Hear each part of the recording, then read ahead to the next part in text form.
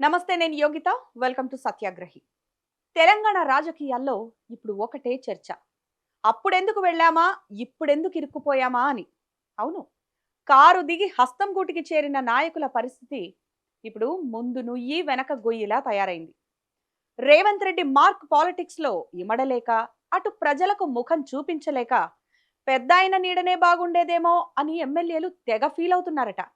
తాజా పరిణామాలు చూస్తుంటే రేవంత్ సర్కార్పై అసంతృప్తి జ్వాలలు ఏ స్థాయిలో ఉన్నాయో అర్థమవుతోంది. ఉమ్మడి నిజామాబాద్ సీనియర్ నేత, మొన్నటిదాకా స్పీకర్గా ఒక వెలుగు వెలిగిన పోచారం శ్రీనివాస్ రెడ్డి ఇప్పుడు హాట్ టాపిక్ అయ్యారు. బాన్సువాడను అభివృద్ధి చేయాలని కాంగ్రెస్లోకి వెళితే అక్కడ సీన్ రివర్స్ అయింది.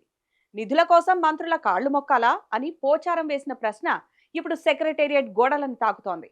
గతంలో కేసీఆర్ మేము అడగగానే నిధులు ఇచ్చేవారు, ఇప్పుడు మాత్రం పెళ్లిళ్లకు ఫంక్షన్లకు వెళ్లడం తప్ప మాకు పని లేకుండా పోయింది అని ఎమ్మెల్యేలు బహిరంగంగానే వాపోతున్నారు. బాన్సువాడ పులి ఇప్పుడు కాంగ్రెస్ బోనులో చిక్కుకున్నారా అన్నట్టుంది పరిస్థితి. ఇక నల్గొండ సీనియర్ నేత, మండలి చైర్మన్ గుత్తా సుఖేందర్ రెడ్డి వ్యవహారం మరీ విచిత్రం. తనదైన స్టైల్లో ఇన్నాళ్లు లేఖలు రాస్తూ సైలెంట్ గా ఉన్న గుత్తా ఒక్కసారిగా ప్రెస్ మీట్ పెట్టి బాంబు పేల్చారు. ధాన్యం కొనుగోళ్లలో నత్తనడక, రైతు భరోసాలో అయోమయం, సన్నాలకు బోనస్ ఇవ్వడంలో క్లారిటీ లేకపోవడం, ఇలా ఒక్కటేమిటి, రేవంత్ సర్కార్ వైఫల్యాలను ఏకరువు పెట్టారు.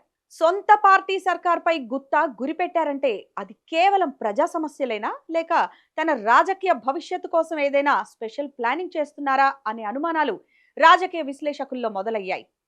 కేవలం వలస వచ్చిన వారే కాదు, సొంత కాంగ్రెస్ ఎమ్మెల్యేలు కూడా అసహనంతో ఊగిపోతున్నారు.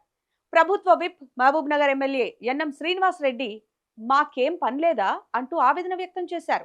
గ్రామాల్లో కాంగ్రెస్ కంటే బీఆర్ఎస్ ప్రభుత్వమే బాగుండేదని ప్రజలు అనుకుంటున్నారు అని మునుగోడు ఎమ్మెల్యే రాజగోపాల్ రెడ్డి చేసిన కామెంట్స్ కాంగ్రెస్ కోటలో మంటలు పుట్టించాయి. ఇక కాంగ్రెస్ పార్టీ వర్కింగ్ ప్రెసిడెంట్ అయిన జగ్గారెడ్డి సైతం తమ ప్రభుత్వంపై అసంతృప్తి వ్యక్తం చేశారు. ఆర్టీసీ సమ్మె విషయంలో ఆయన మాట్లాడుతూ, ప్రతిపక్షంలో ఉన్నప్పుడు గొంతు చించుకొని ప్రశ్నించిన వారే అధికారంలోకి రాగానే మౌనం వహించడం లేదా మాట మార్చడం ప్రజలను మోసం చేయడమే అవుతుందని చెప్పి షాకింగ్ కామెంట్స్ చేశారు. కాంగ్రెస్ ప్రభుత్వం ఎంతటి కమిట్మెంట్ తో పనిచేస్తుందో జగ్గారెడ్డి వ్యాఖ్యలతోనే అర్థమైపోయింది. దీన్ని బట్టి అర్థమవుతున్నది ఏంటంటే, క్షేత్రస్థాయిలో ప్రజల నుంచి వస్తున్న వ్యతిరేకతను చూసి ఎమ్మెల్యేలకు వణుకు పుడుతోంది. ఎన్నికల సమయంలో ఇచ్చిన హామీల అమలు చేయడంలో రేవంత్ సర్కార్ ఘోరంగా విఫలమైందనే విమర్శలు వెల్లువెత్తుతున్నాయి. రైతు భరోసా అని అడిగితే వస్తుంది వస్తుంది అంటూనే కాలం గడిచిపోతోంది. రుణమాఫీ సగం మందికి అయింది, సగం మందికి కాలేదు, త్వరలో అవుతుందిలే అన్నట్టుగా ఉంది రేవంత్ రెడ్డి తీరు. అయితే ఇక్కడే ఎమ్మెల్యేలు గ్రామాల్లో తిరగలేకపోతున్నారు. ఎక్కడ బయటకు వెళితే తమ చొక్కా గల్లా పట్టుకొని ప్రశ్నిస్తారేమో అని ఎమ్మెల్యేలు నియోజకవర్గాల్లో తిరగడమే మానేశారు. ఇది కేవలం కొందరికే పరిమితం కావడంతో రైతన్నలు ఆగ్రహంగా ఉన్నారు.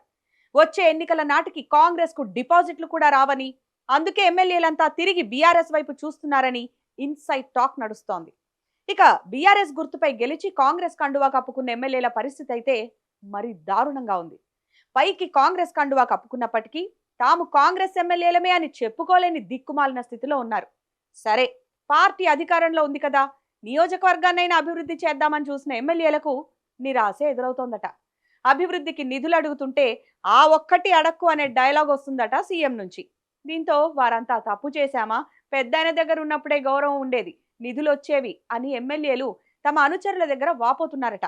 రేవంత్ రెడ్డి ఏకపక్ష నిర్ణయాలు, సీనియర్లను పట్టించుకోకపోవడం, క్షేత్రస్థాయిలో సమస్యల పరిష్కారంలో వైఫల్యం వెరసి తెలంగాణ రాజకీయాల్లో మళ్లీ రివర్స్ గేర్ పడేలా కనిపిస్తోంది. ప్రస్తుతం తెలంగాణ రాజకీయాలు బాన్సువాడ సెగల నుంచి నల్గొండ గళం దాకా హాట్ గా ఉన్నాయి.